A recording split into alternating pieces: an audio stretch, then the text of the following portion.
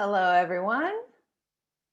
Welcome, welcome, welcome. My name is Michelle Massey. I'm the Director of Public Programs at the Museum of Russian Art. And today we have a very special event. We are doing a virtual tour with the artist that is featured in our main gallery. It's a wonderful opportunity. Her name is Ekaterina Khromin, and this exhibition has been up since February. We have had quite a wonderful response to it. It is absolutely incredible, and you can see it a little bit behind me here today. So before we really get started with our program, I just want to mention that we have a whole host of virtual programming listed on our website. We have really delved into this possibility, of course, out of need during these times. And what we found is that, while we love to have people in our galleries and we embrace people coming into this actual space, which you can see is so magnificent, there is something wonderful about being able to reach further and wider and have conversations that may not be possible in the galleries. And even if they are, that more people can witness them. And this is an example of that today as we are transported. I'm here in Minneapolis, Minnesota at the museum, and Ekaterina is in New York in her studio. So this is wonderful. Now, today, we are going to be recording this session. So if you'd like to share this with friends and family, we will certainly be posting that on our website. We have, like I said, there's a number of other programs there that you're welcome to enjoy. We also would like to have you help shape the conversation with us, because questions and answers really bring the work alive and the conversation alive. And we have this great opportunity to have a living artist, a contemporary artist with us. So you may use your chat function to ask questions. If you're not familiar with Zoom, it's just right at the bottom. And anytime you type in a question, just Ekaterina and I are going to be able to see it. So feel free. We'll try to answer in real time, but we'll certainly save some time at the end to get to them. Now, originally today was going to be a conversation with Masha Zavialova, our chief curator as well. Unfortunately, she's not technically available, technologically available. So this is going to be between Ekaterina and myself.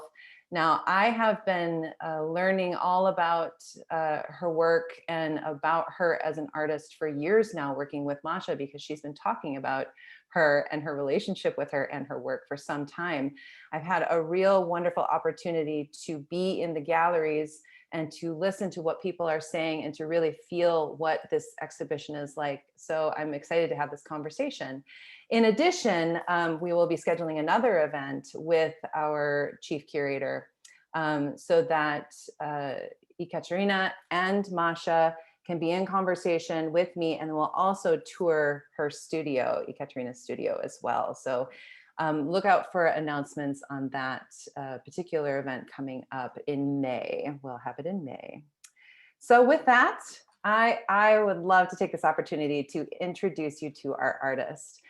Ekaterina Khromin's life journey took her halfway across the globe to pursue her creative impulses and freedoms. She was born in Leningrad, Soviet Russia, and graduated from the Academy of Fine Arts in her native city. She worked as a children's book illustrator, completing 15 book projects for the Dekis publishers. In 1990, she and her artist husband, Victor, received an invitation to come to New York City to show their work at a gallery. Full of hopes, Victor and Ekaterina arrived in New York only to find the gallery broke and closed within a few days of their arrival.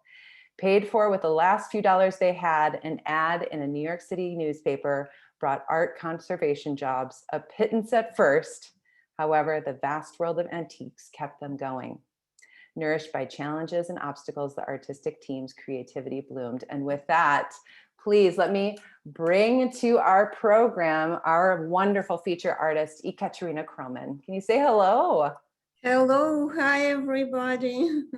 Thank you very much for featuring my artwork at the museum. It is a wonderful museum.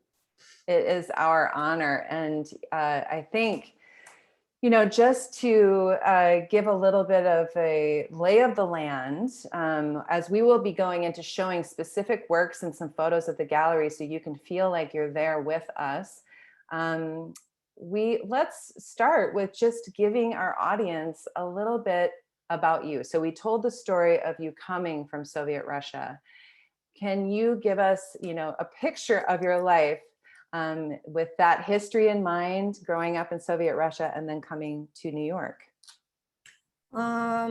It was my first time to travel abroad, and I was thinking that it will be a different journey, but the museums in New York City, it was a cultural shock for me. So I decided that I couldn't speak anymore my previous art language. I need to develop something. And it took me years and years to develop my new technique, which is the combination of sculpture and painting. It is reliefs on canvas. It is low reliefs, bas-reliefs on canvas. Mm-hmm. So I think it is a pioneering method. Nobody used it before, but it was a long journey and difficult process.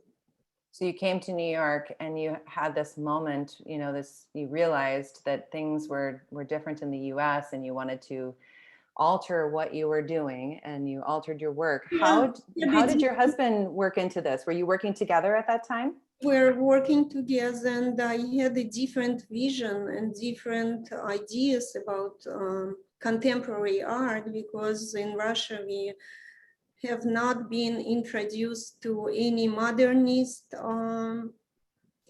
movements, and you could see a very small rare reproduction in magazines like Jackson Pollock work, 2 centimeters by 2, so you couldn't really realize what it is. So it changed my perspective, my vision of art completely. Mm-hmm. I became a different person. Of course. What a transition. And what year was that you arrived in New York? It was August of 1990. And the restoration. So previously I was working as a children's book illustrator. And most of all, I like to illustrate books for the music publisher, because basically what was the demand from me as an artist to illustrate the music. It was my channel to work with the abstraction pieces. Now that makes a lot of sense. Yeah, there is no subject matter, no imagery of people, it's just the music. So you have to kind of step back and think in terms of colors and shapes. And then the second thing, the restoration here, the chance to work as an art conservator and restorer helped us to develop this technique. We use a hot vacuum table for relining, which is transferring the painting from old canvas to a new one. And that's give us an idea how to use it in our art, in our projects. Wonderful. I love that we're getting into process here. I think, you know, this would be a really good time just to even start looking at some of the work so we can delve into let me just share my screen here. Oh, here we go. Well, here is Ekaterina. So pretty. Yeah. And this is you in your studio. And this is where you're at today, correct? No, I'm in Miami right now. Oh, you are? You Yes, lucky, yeah. lucky. It's my Miami studio. But oh, wonderful. Big production studio in upstate New York, where I can actually make those big pieces. Okay, so you were talking about this process of the bas-relief Can you, go into that process a little bit more? That will give us insight as we look at the pieces here, I think. Every painting should be relined within 80-100 years. So it's a process which to save the painting because of the oxidation of the canvas, deterioration of the canvas. And we were doing it as a restorers, and then it gave us a hint that we can actually reline the relief on canvas. The hot vacuum table was developed here in the United States, and the person who developed the liquid, special liquid to reline, so it's kind of synthetic, I wouldn't say glue, but it's substance which stays in between the canvas and the old painting and new canvas which you reline it on. And it gives us a hint that it could hold much more than thin painting. It could hold like relief. It's so strong that it holds the relief. The application also involves the vacuum pressure, and it's a great vacuum pressure which even ups the piece on the canvas. Then it would be stretched with the stretcher, and I can work with colors as on this picture with colors to incorporate the colors into the piece. So this methodology and this process is something that you developed over time with Victor, is that correct? Yes, yes, it took us many years to refine it. I was sitting at near the George Washington Bridge. It was Victor's birthday, and we saw different shapes of objects in front of us. It was we were sitting under the bridge on the grass, and the idea came to take the different shapes, take the imprint of the shapes of these different objects. Then it led us to historic kind of observation that we can take shapes of American heritage, American objects which were used here during the 20th century. So we start visiting all these sales in a country where we the pieces of horse harness and gloves, I don't know, belts, kind of gloves, yes, belts, and the leather kind of give us another dimension in the pieces, and also comparison to leather objects and metal objects, different textures. And we start doing the collages of found objects, or, found objects, I would say, because we were searching for specific items, specific shapes and specific textures. And then we created the collage of it, but to do the multiple imprints of it, you have to encase it in silicone, and it is a form which you can use then to do the multiple imprints from it. Right, so we'll see some of that in this particular exhibition. We will be showing you some of these multiple imprints. So talk to me about how this this is just a glimpse into the main gallery here.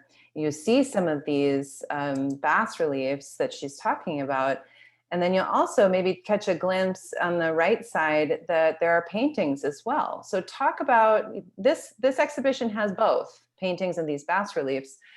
Talk about where paintings are in your body of work as well. mean, obviously you're painting the bas-relief, so that is part of the work. Why don't we go to some specific paintings? Yeah, let's go to this one, which is right at the beginning of the show. And this is a favorite of mine.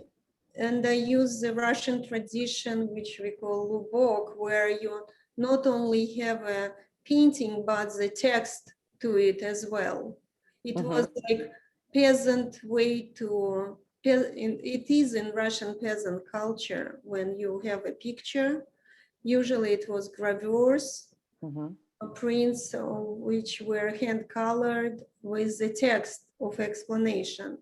So this says, bouquet from my memory, or in Russian it said, I will give you a bouquet from my memory. And it's for my daughter's birthday. You could see the date of her birth and the months and the letters intertwined with the, I don't know, the flowers with some decorations and childlike figures of toys, horse and bird. So this is one of the first imprints. The relief is very low in these paintings, but it still gives another dimension to the painting. And this is from 2012. So is this just part of the process in your bas-relief work? Yeah, we still develop the process and use the different materials to see what will withstand the pressure of the hot vacuum table, what will be durable for the temperature of the table. So I love this one. This is right at the beginning. Yeah. So now, this one, look at audience, what the title of this one is. We're just going to jump right in. This is COVID-19, which you'll see was created in 2020. Then there's a twin piece that goes with this, which we'll talk about. But these bring us to the present moment. Can you talk about this piece, this moment? Where are we at where you were creating this work? I was stuck in Miami, and my mom came to stay with me, and my daughter lost her job and came staying with me. And I was in charge of 2 other people because everyone was depressed, and the art has a huge power of healing. So in this period, you could see the trembling of my soul in this painting. I agree. Red, which is it's not vivid light color. It's basically color of what scares me in this situation. So I was painting a lot during this time because I feel like it will help me to recover my feelings and confidence. It was very difficult, isolated period, and I hope that other people can feel the same. On the borders, on the frame, there is a writing that we should wear gloves and masks. That's what I hear all the day on the radio. Yeah. I see March of 2020. Was this created right at that beginning of the lockdown? Yeah. It is lockdown. We couldn't go anywhere. We ordered some food and it was delivered, and we were afraid to go outside to pick it up. Certainly. And I was washing everything.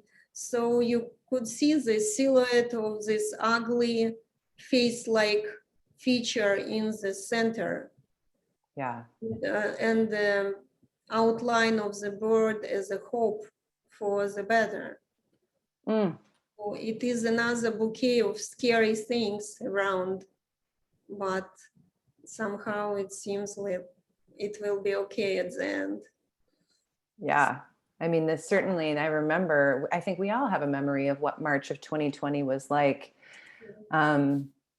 So capturing that, and then we go to the twin of COVID-19. Yeah, it is the same relief, and you can see how it could be executed differently, and you wouldn't even realize that it is the same relief.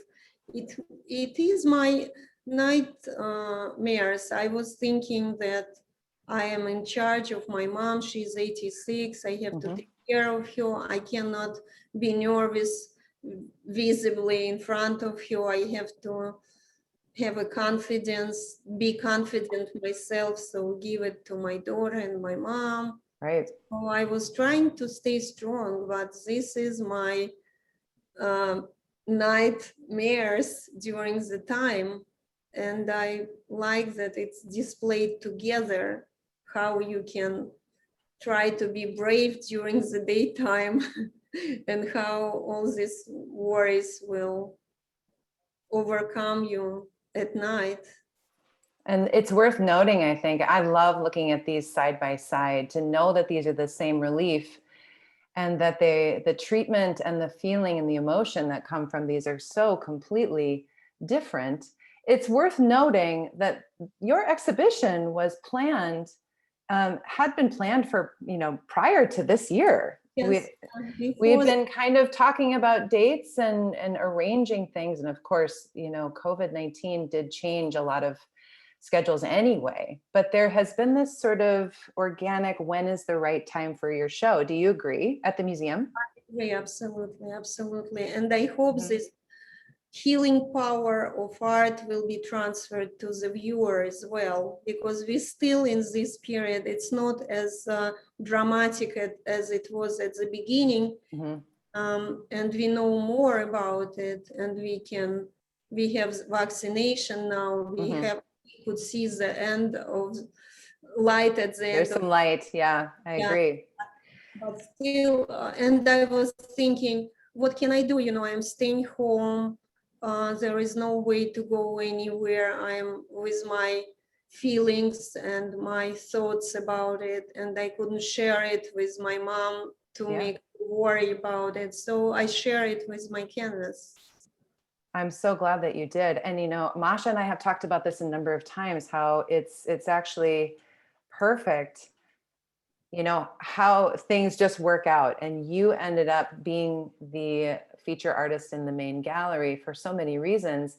And this is one of them, folks. If you're able to be in our galleries, not only are these pieces really dynamic to look at, we have had a lot of audience members, or guests, I should say, that have remarked that there is an emotion and a feeling that comes from the work as well.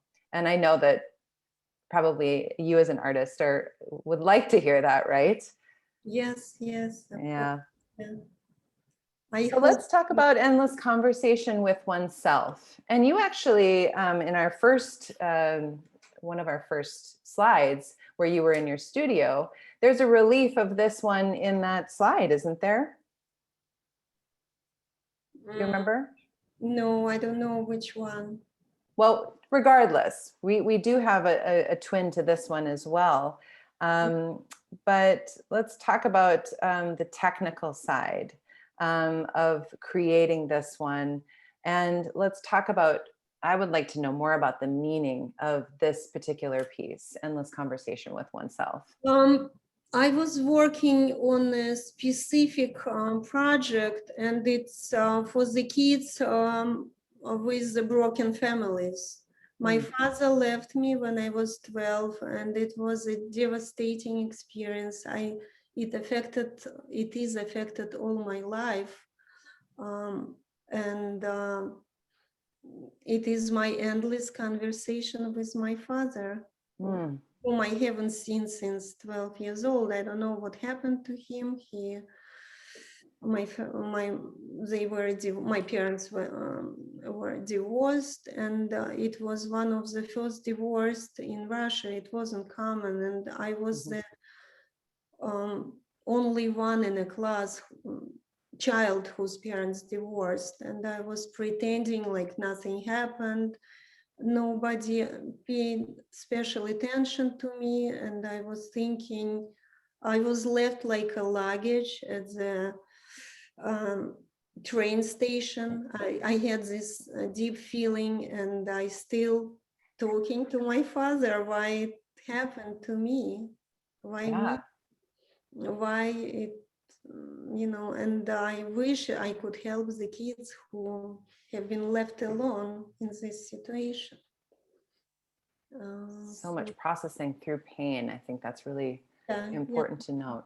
So it is this basket in the middle, it's kind of a window and two faces talking to each other, discussing something, and it is an ugly rabbit, which is a baseball glove. An ugly rabbit? Yeah, with the teeth, and it's a very kind of strong conversation between two. And it is, I mean, I don't want to be specific, but the image of my father and my silhouette next to him from this side, how we could see it on the screen, and me in a dress and children's shoes on the other side, asking him even my gestures. So why would you do that? What happened? Why I'm alone in this world and you're not supporting me? Part of it's the central golden hand. It's snowshoes, imprint of the snowshoe, which is common thing for northern Russia. So it's our trips to ski or to walk through the forest, like parts of memory of my life. And it really is a conversation, the entire piece. Yeah. So let's go take to the next one, which is the same relief. Same relief, and basically it is my fears. It is my fears to be alone in the world, to be left alone, to be forgotten by the closest relative. And the central piece is there. If you could follow the gold lines, it will be a bird, golden bird. So you processed through the endless conversation, this one in 2018, and then that led you to this emotional place in 2020. You see this gold bird, which is the bird of my wish, bird of my dreams, surrounded to the same personages, and his image is dark, like black image, black face, like a dream-like, wet dream-like. So who are these faces? Do they play a different role in this ancestral fever? It's multiple emotions in each of them. From this left side, it's me as a girl staying and looking at with my thin, I was 12, so this thin legs of a bird, and I was kind of sad. So this is still surrounding your relationship with your father. Yeah. The conversation continues. So there is endless conversation on one side and COVID-19. Just to give you an idea of scale, if you come to the gallery, you'll also see in the middle that there is a video that shows a little bit more. There's a little bit of Katya actually doing the work. It's really interesting. We're going to be posting that to our YouTube channel so that you'll be able to view that video as well.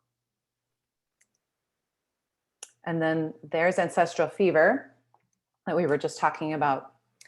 But we look at the left and we see a Kalamazoo stove. And Masha tells me that there's quite a story about this. Would you mind sharing this story? In 1996, we purchased a house in upstate New York, and I would like to keep the authentic look of this house.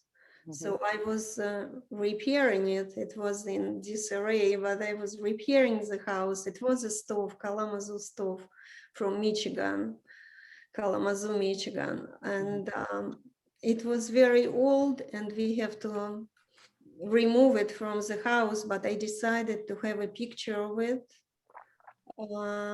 So this is a picture of the stove in a house. The house was built in 1906, I believe. So an old house, and it was an old stove. There is a lettering on the left which says Kalamazoo in kind of futuristic style. And the door to the house, red door to the house, lonely window with the light through. I have a letter. The number of the house was 555 South Mountain Road. So I put the number on the right, the number of the house, and also the letter to the gallery owner next to the pencil and the watch, wristwatch, Victoria. I love this one. It was displayed in a gallery in upstate New York, so it was a letter to her. There is a date, June 6th, and the year, I couldn't see what is the year. I usually put the date and the year. Oh yeah, I see June 6th on the right side. I don't know the year. I couldn't see it from this picture. I don't remember the year. Yeah. And the bell next to the door, so you are welcome to come. I love that. Let me go here. Sorry, here. Now, we move on to a piece called Whispers. And this is the point where I want to talk a little bit more about, obviously your life, your energy, your emotions, your grief go into your works. And I know that you lost your husband in, was it 2015, Katya? Yes. Yeah. Now this is prior to that time, but I know that I believe that there's memory that is associated with Victor in this piece, correct? Yes. Can you talk about this piece, and let's talk about how losing your husband really affected your work and your life and your body of art as well. I'm not trying to. I mean, the power of art is really healing, great healing power of art. So when I lost my husband, all I can do is paint. And I was doing it constantly in order not to remember what the life was before and what will happen next. And it's my fears of a new beginning or the end of everything. I didn't know how to think about it. And it gives me some nostalgic feelings from the past. So you could see the images of Russian kind of, futuristic ideas. It is a horse, maybe some animal, maybe something else, and the lettering as well, and the lady on the field. This murmur of sounds. When you're alone, like you hear the sounds of nothing. So tell me about when, Masha had mentioned to me that when you lost your husband, you said that what you had, what could you do? Art was healing, art, and you really delved into your work. Talk about how prolific you were during that period. I know that you were creating work constantly, night and day, correct? Yeah, I was afraid to sleep. I was afraid to think. I was afraid of everything. So I decided, okay, the only way I can live this life is to paint all the time. Because even the work that you have in the exhibition is perhaps different than we would have thought, because a lot of this work was created in 2020. Is that right? Yes, yes, yeah. I mean, you've seen some works that are prior to that, but it's really interesting to note that, you know, as you move along through grief, through pain, that this is what you've created recently. Now, this is a shot of the gallery as it is right now, and so you can see some perspective of some of the pieces. What I want to point out here, as we talk about more some of your current work, some of your really recent work, you see standing up, there's a sort of, actually that's 4 pieces standing upright. You can see 2 right there. They're kind of in a diamond. And then on the other side, you see on the floor is a mold. And these are all connected. So we'll go back to this gallery shot, but these are the upright pieces here. You can actually see it right behind me too. These are the 4 pieces that are standing up. And you notice how different they feel based on the treatment. It's the same relief, and how Ekaterina approached painting these works. Can you talk about this foursome here? I was trying to incorporate my feelings in each painting. So it was, I decided not to, usually artists work for a number of days, or sometimes years, months on a painting. And I decided to put the today's feeling on each one. It is my feeling of the day. And sometimes it's blue and gold and silver, and sometimes it's grumpy and red and angry. Or how long would it take for you to create one of these works? it takes a long time, but still when I decide on the colors, on the palette, I'm staying with it, trying not to deviate from the initial feeling. Yeah. So here you can see the upright installation, and then you see the mold. So I think this is one of the most fascinating parts of it. You know, we've been talking about the process, but I think sometimes it's really helpful to actually look at the process. So this is made out of silicone, right? Yes, yeah, it is a silicone mold. Yeah. So this is the mold that was taken of the collage, correct? Yes. Mm-hmm.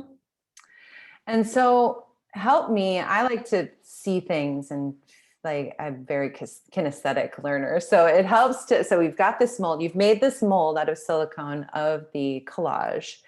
And then what kinds of materials are you putting into the mold? I mean, I know you don't talk about all the specifics, but can you give us an idea of what the materials are that are pressed into this mold? It is mainly a composition from paper pulp, because it's light and it is holding a relief, and some components which makes it stronger, more durable. But main material, paper pulp. And that So is it's very heat pressed, right? light. Yes, and it is pressed into the mold. I love this. So that's right in the middle of the gallery. And then here's just a close-up of each piece, so you can really get a feel for each one of them. I think one wonderful thing about the installation is that you see these are photos here, but the lighting in the gallery really plays on the bas-relief. So these are straight on, but when they're in the gallery, I'll go back to that. You see how the lighting has been, creates shadow and a dynamic texture as well. It is also meditation pieces. You could see whatever you want to see in it. Mm-hmm. I mean, you're reborn during your process of looking at it. So Sure. the details will create your own composition out of it. Some people saying that they could see the Japanese warrior in it. Some people see the assemblage of small metal objects. And I was exploring the metal paint, trying to give a new dimension to the Yeah, the metallic works are really incredible.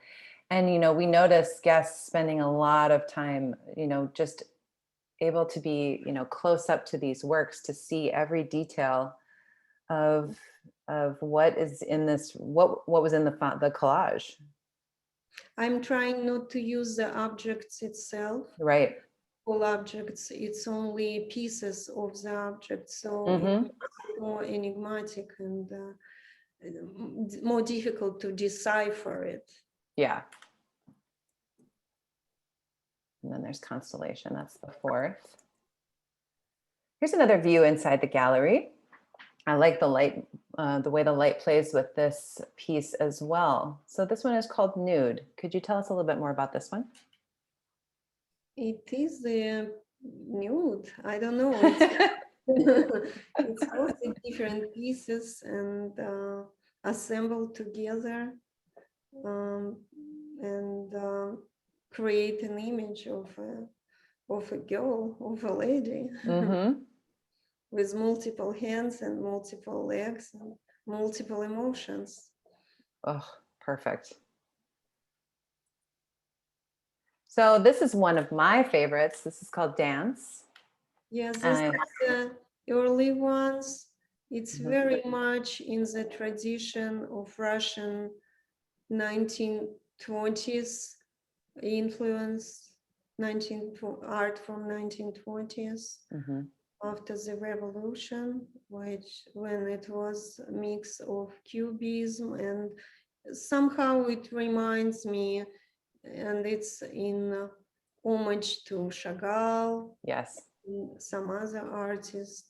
You could see different expression on the faces of the personages. It is him and her dancing together, and partly they are naked and partly they are well dressed, and so, and he's trying to touch her and she's trying to touch him, so it's very, there is a sexuality in it, a lot of it, so as in dance as well. That's true. And I love that when you talked about how you were illustrating for music, that's what I feel from this. I think that the movement is absolutely present in this work. Yeah. I love it. Here's another piece here. This is Daydreaming. And you see that there's, again, COVID-19. Let's keep going here. This is one that I'd love to talk about. We're getting to the point where I think we have some questions we could answer, but let's visit my childhood dream. It is a blue bird. It sure is.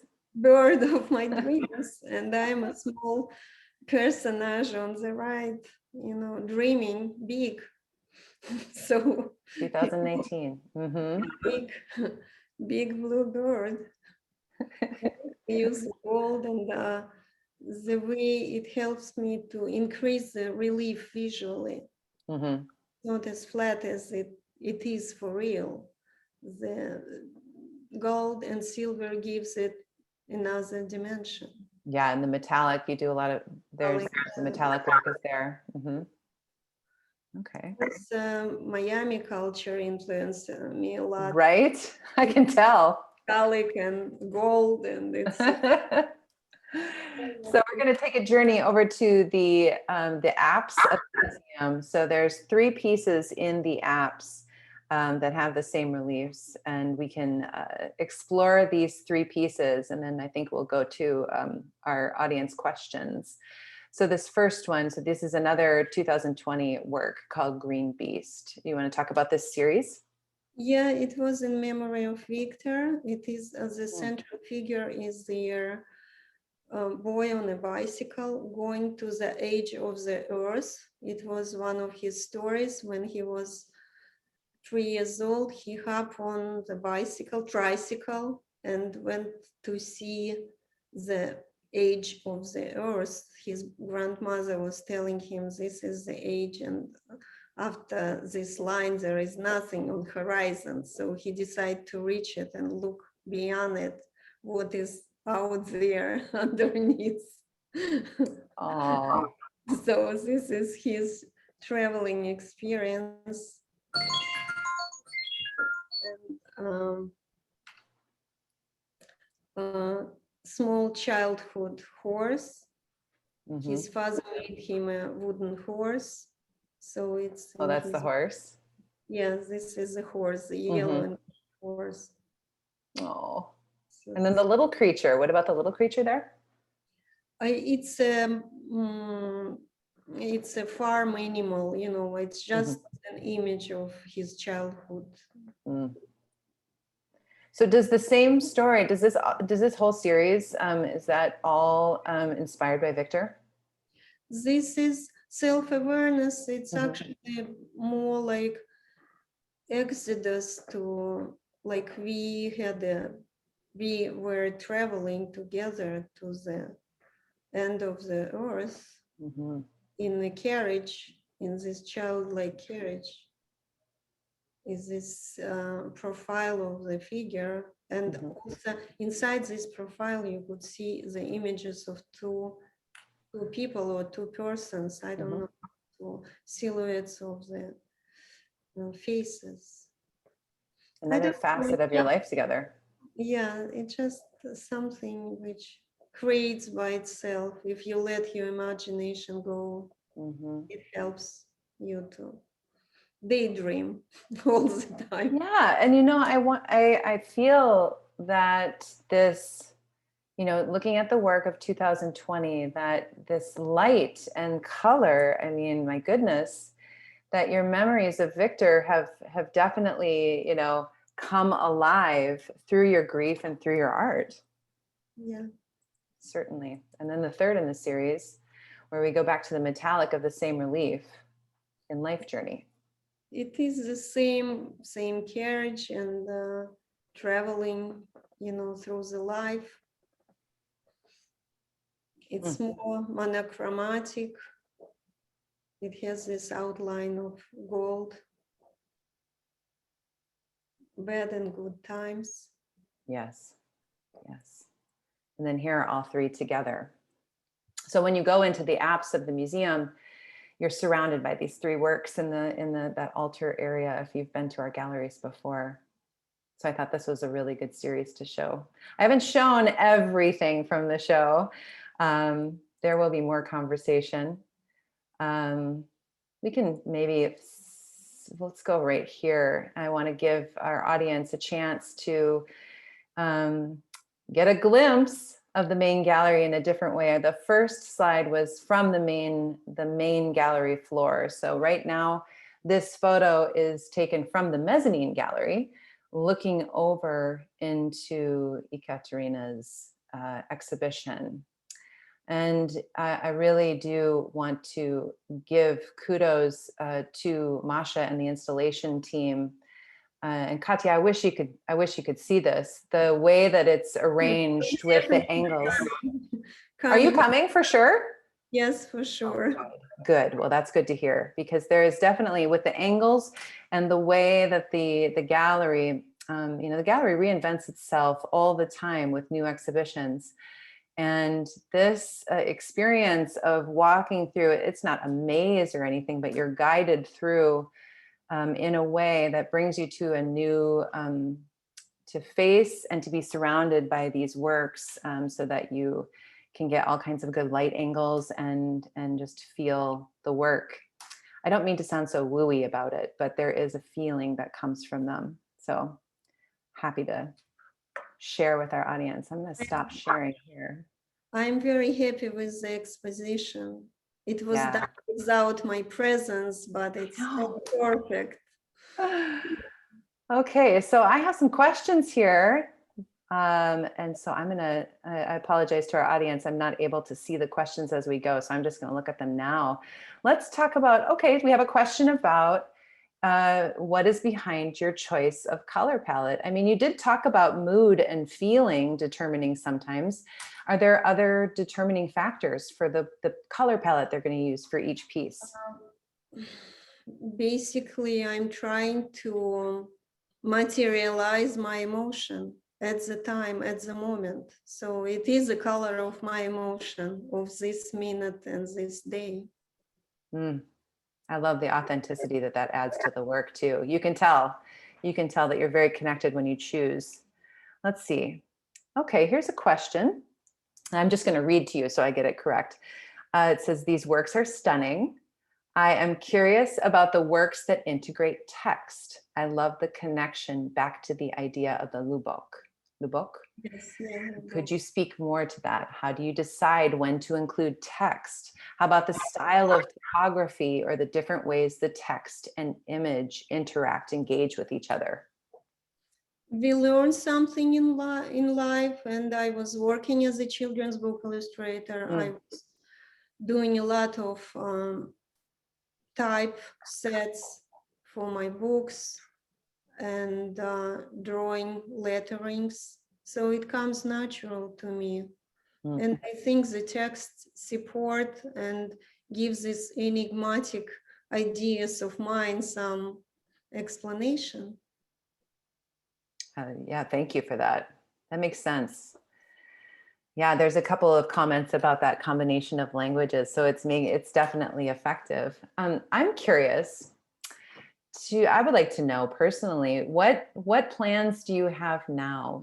You produced so much work in 2020 that is now in our galleries. What are you working on now?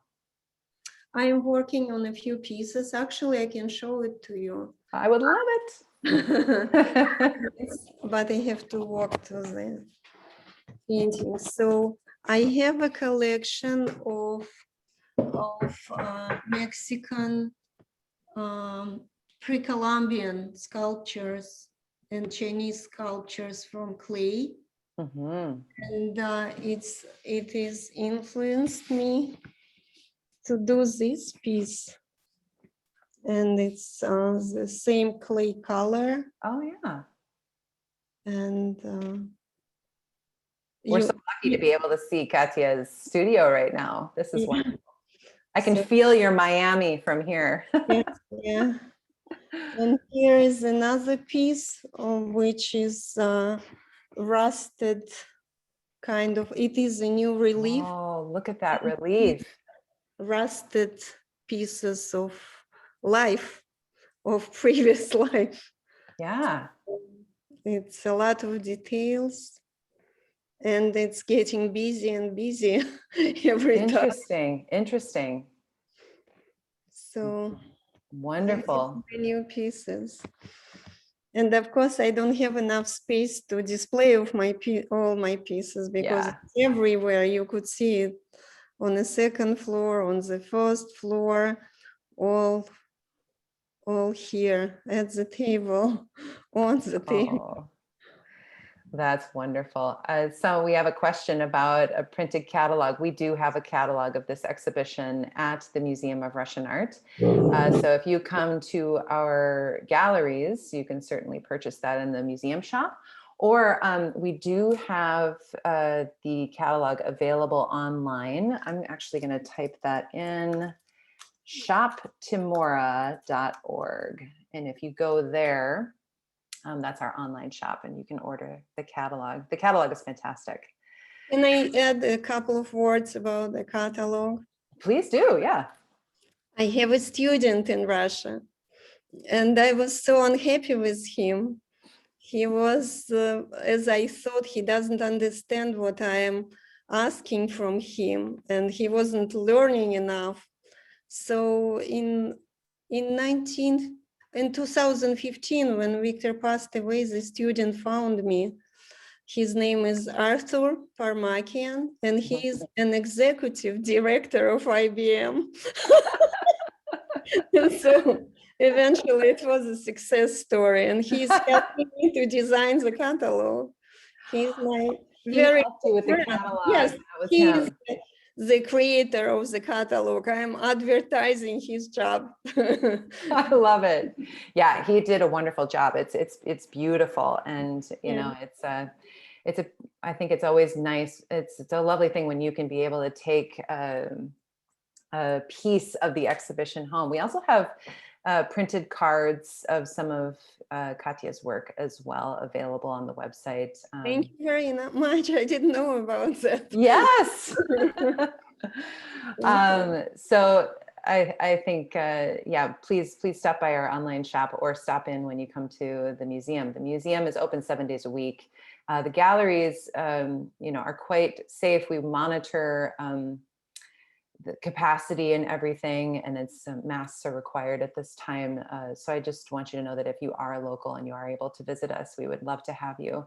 But this is such a great opportunity to, I think, what a great tool to be able to watch this video and watch this conversation and be able to look at these works with the words of the artist, telling you what their process was, what their story was, what the feeling, how they came to be. And I find it really helpful in all sort of touring museums, but with contemporary work, it's so helpful. So I invite you to, you know, watch and share this and come visit if you can.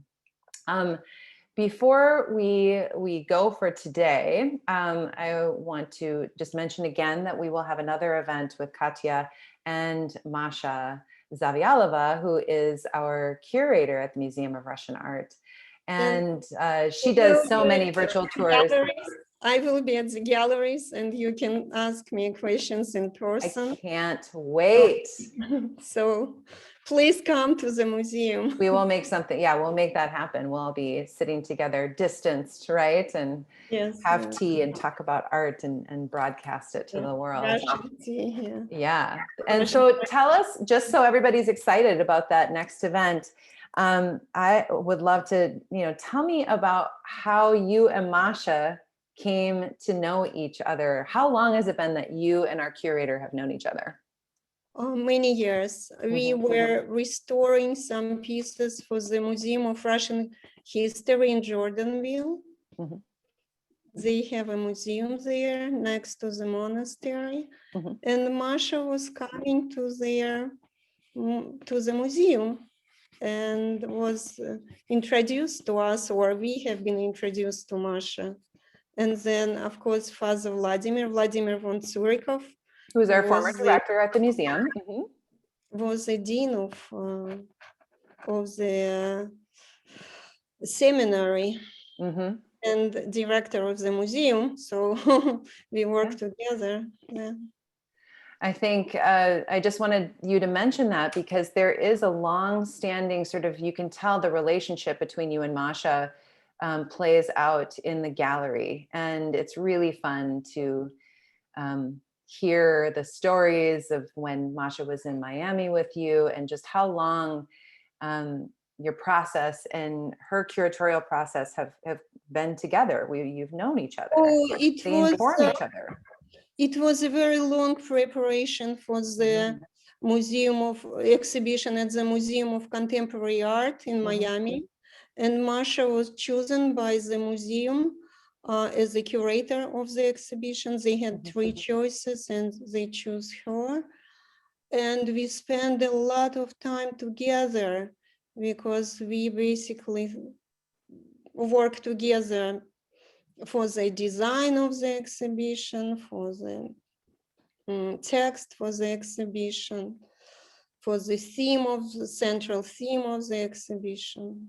And it's very evident that you two are kindred spirits, and I think that comes out. That comes out in the exhibition. I think there's an organic nature to both of you, and then you're both from Leningrad too. Yes, yeah. A very similar family background. That's right. That's absolutely right. My parents have been teaching in college. My mom was teaching architecture in college, so it's like similarities in our background. That's wonderful. Thank you for sharing that. And to our audience, that's our time for today. And I think this gives you a great insight into Ekaterina Khromin and into the works that are in the main gallery. This work is going to be on view through June 13th. Looks like we've had guests that have already come to the galleries and that are planning on coming. Again, we've heard a lot of people say that this is their first vaccinated venture out. We're honored to be part of that journey. We'll take good care of you from a distance, of course. Thank you so much, Katya, for spending this time with me today. I'm so happy to have had this conversation. I hope it was helpful to all of you out there. We will be posting this in a variety of places, and I'll be sending it out to our email list and putting it on social media. And then we'll look for the announcement for your event with Masha as well. And I cannot wait to see you when you come to Minneapolis. Do you have any final words to say to our audience today? Thank you, everyone who participated in our conversation, even though you have been silent and we read your questions, and I hope I answer some of your questions. You're fantastic, Katya. Thank you so much. To everyone, thank you again for joining us. If you have any questions, it's really easy to find me or anybody at the museum. Please feel free, and I can also put you in touch with Ekaterina if you have questions about our artwork. That's it for today. We will see you all again soon. Thank you, Katya. Bye, everyone.